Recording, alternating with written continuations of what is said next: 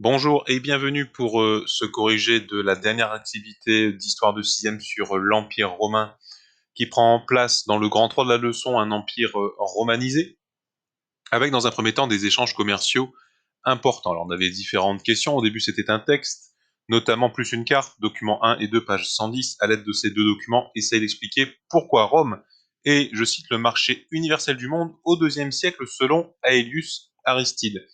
Alors, effectivement, quand on regarde la carte, déjà, on a le titre du document qui nous renseigne, hein, Rome au centre du grand commerce, et la première ligne nous informe déjà pas mal.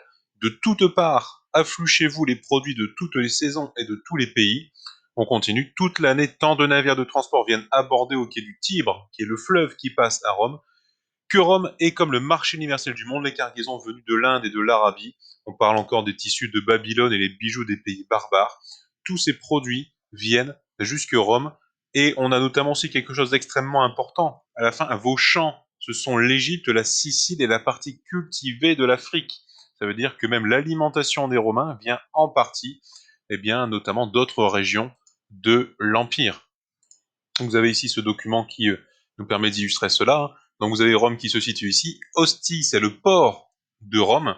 Et ce port de Rome reçoit bien, tout ce que vous avez d'indiqué, des esclaves ou de l'or qui viennent d'Afrique, du blé qui vient d'Espagne, du blé qui vient également d'Égypte. On disait que l'Égypte, c'était vraiment le grenier à blé de Rome. Vous avez du parfum ou des pierres précieuses qui viennent d'Arabie, ou encore, vous voyez, même de la soie de Chine, on va carrément jusqu'en Chine. En tout cas, on commerce avec les Chinois par le biais de caravanes marchande pour obtenir de la soie. Et donc, c'est le seul endroit du monde, en Rome, où l'on trouve toutes ces marchandises qui viennent des confins de l'Empire, mais également d'autres parties avec lesquelles les Romains font du commerce. Et bien entendu, je vous parlais d'Ostie, qui est le port de Rome, et bien évidemment, comment se fait le transport à l'époque? Et bien, particulièrement en bateau. Pourquoi? Parce qu'à l'époque, il y a des routes, certes, ce sont des voies romaines par lesquelles on peut transporter des marchandises avec des chariots notamment, sauf que on est à une époque bien sûr où le bois est encore beaucoup utilisé pour faire les chariots, donc il peut y avoir de la casse. C'est compliqué de transporter de très lourdes charges, et aussi la possibilité de tomber parfois sur des voleurs, des brigands sur les routes. Donc du coup, le bateau, c'est ce qui permet d'aller le plus vite, de transporter de lourdes charges et d'arriver jusque à Rome avec le port de Stie. Ensuite, on remonte le Tibre et on est directement dans la ville éternelle. N'oubliez pas que au centre de l'Empire romain, c'est pas de la terre, c'est de la mer Méditerranée. Par conséquent, eh bien, on peut relier l'ensemble des littoraux qui constituent une bonne partie de l'Empire romain pour aller jusque en Rome et donc en faire le marché universel du monde. Ensuite, vous avez le document 4, page 113 et document 1, page 106. Est-ce que Arles, en Gaule et Rome ont des bâtiments en commun? Et il fallait justifier. Alors, on pouvait dire que oui, il y en avait même beaucoup. D'accord? Ici, vous avez la ville d'Arles de nos jours.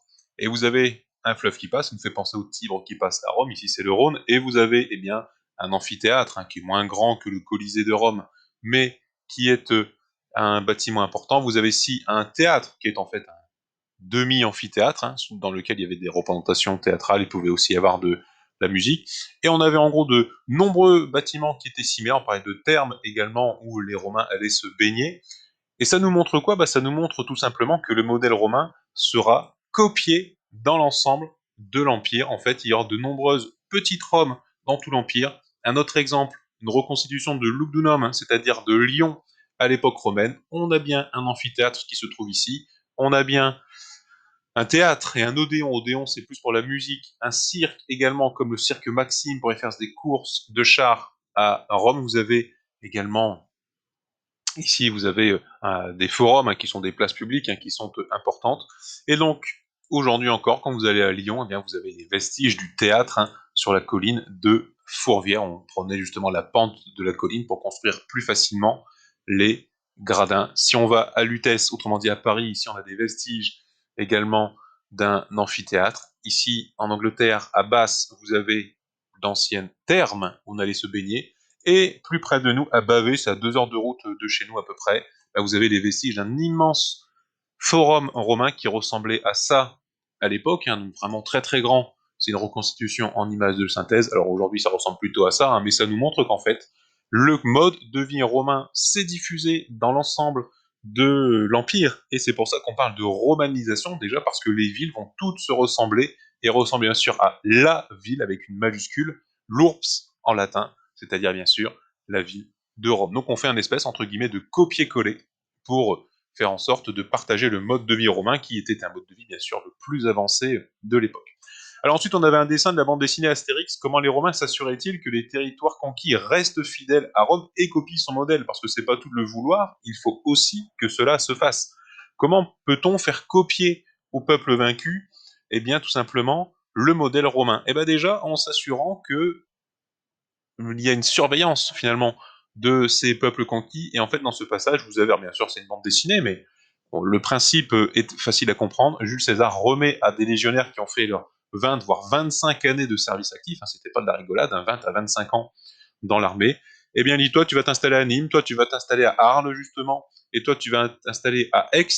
Et en fait, on donne une terre aux soldats romains en récompense de leur année de service, mais en fait, on va les installer dans les zones qui ont été vaincues, qui ont été conquises. Du coup, vous avez toujours une présence de Romains sur place, et en plus, c'est des anciens soldats, ça veut dire que si jamais un jour il y a un problème, eh bien, il y a toujours la possibilité pour eux d'intervenir, sachant qu'ils diffusent notamment la langue latine, hein, le latin, et sera diffusé notamment par ces vétérans. Les vétérans, ce sont des anciens soldats qui vont s'installer un petit peu partout dans l'Empire. On n'oublie pas aussi qu'il y a aussi des troupes qui sont, elles, encore actives et qui peuvent surveiller les endroits un petit peu plus compliqués. Alors ensuite, documents 4 et 5, page 115. La citoyenneté romaine donne un certain nombre de droits que ne possède pas un simple habitant de l'Empire. On peut être un habitant libre, mais pas un citoyen romain. Comment les citoyens l'utilisent-ils? Plusieurs réponses sont possibles. Alors, ils ne réservent pas la citoyenneté aux vrais Romains habitant Rome.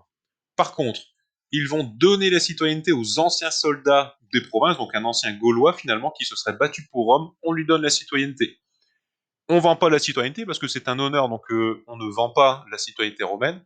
Par contre, ceux qui ont été l'équivalent d'un conseil municipal dans les cités comme Arles par exemple, obtiennent la citoyenneté romaine après avoir accompli leur office qui dure généralement une année. Donc, ils finissent finalement par devenir des Romains en disant, voilà, tu es un Gaulois, tu as bien dirigé ta cité qui est donc en paix, et eh bien tu deviens un Romain avec un certain nombre de droits supplémentaires, par exemple pour le mariage, pour les héritages, des choses comme ça. Et ils finissent par l'édit de l'empereur Caracalla en 212 par donner la citoyenneté romaine à tous les hommes libres de l'Empire. Il faut dire qu'il y avait de plus en plus de Romains, puisque les descendants de ceux qui avaient obtenu la citoyenneté sont également des Romains. Et donc en 212, tous les hommes libres, c'est-à-dire pas les esclaves, mais tous les autres, deviennent des citoyens. Et au final, dernière question, que peut-on dire de la stratégie des Romains après avoir conquis un territoire? Est-ce qu'ils tuaient tout le monde? Bah, c'était un peu dommage, parce que si on venait installer des vrais Romains, il n'y en aurait plus eu beaucoup dans la ville éternelle. Ils faisaient par contre en sorte que les habitants des provinces copient le modèle romain et cherchent à devenir eux-mêmes des citoyens. C'était un petit peu l'objectif, être citoyen romain alors qu'on était avant un Gaulois ou un Espagnol, ce qu'on appelle donc la romanisation. Ils ne forçaient pas tous les hommes des provinces à devenir des soldats, parce que si vous forcez quelqu'un à se battre, c'est pas forcément celui qui va être le plus fiable en tant que soldat pour exécuter vos ordres.